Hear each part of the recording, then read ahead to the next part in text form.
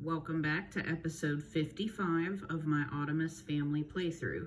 Today I'm going to follow the twins at college, but I am going to do some consolidation first. So we are going to make a quick stop at the Knott household.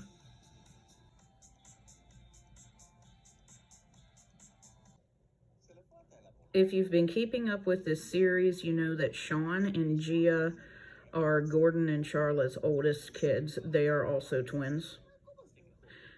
I'm starting to think that twins just run in the Ottomas genes. Bye, Gia. See you in a minute. And there is Sean joining her.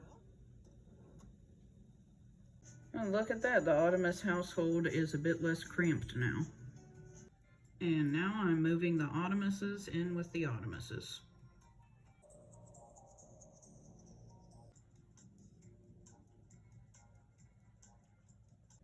Right now that my Sims have consolidated their funds, I am going to move them into a bigger place.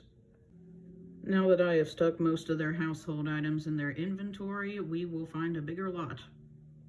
This looks perfect. This is the largest house I could find on campus that is not already occupied. And it's on the edge of town, so it should be nice and quiet, but I'm sure that will not stop the annoying mascots from barging into the house because this is The Sims. Look at this, a 3-story home. And they still have 2,000 simoleons left after this purchase. This is exactly what I was talking about when I was going on about creating generational wealth for this family. They're going to be able to keep this home in the family for generations. In a little backstory, if you are new to this series and or new to The Sims 2 in general, so these two you see right here, Onyx and Opal, they are the youngest of the Ottomas family, the original family. If you've ever played the Ottomas family, you know that at the beginning of the playthrough, Samantha is always pregnant with twins. Every playthrough I've done with them, Samantha always has twins with that pregnancy, and I looked it up in Sims Wiki, and apparently it's not just me, it's always twins, and it's hailing. I better get them inside. Okay, and then these two here, Gia and Sean, they are also a set of twins. They are the oldest twins of the Knott household. But as you can see, you also have the name Ottomas because Charla had them before she and Gordon were legally married. I'm not talking about legally married. This isn't even real.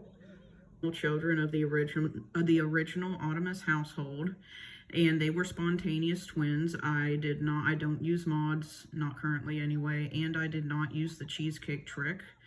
That probably doesn't make any sense to non-simmers. The cheesecake thing in The Sims 2 is if a Sim eats cheesecake while they are pregnant, it causes them to have twins. It's basically a way to force twins without using mods. And then Sean and Gia are also twins. They are the first children of Charla and Gordon. So that would make Sean and Gia, that would make them Opal and Onyx's niece and nephew. Right, now that everyone's caught up on the backstory, we better get to work. All right, that's more like it. Also, can't remember if I mentioned this before, but Sean and Gia are also spontaneous twins. That's why I'm wondering if maybe twins just run in the Ottomas genes. Comment below if you've played the Ottomas family and their descendants. Did you guys have a lot of twins also? This household, it has a lit backyard.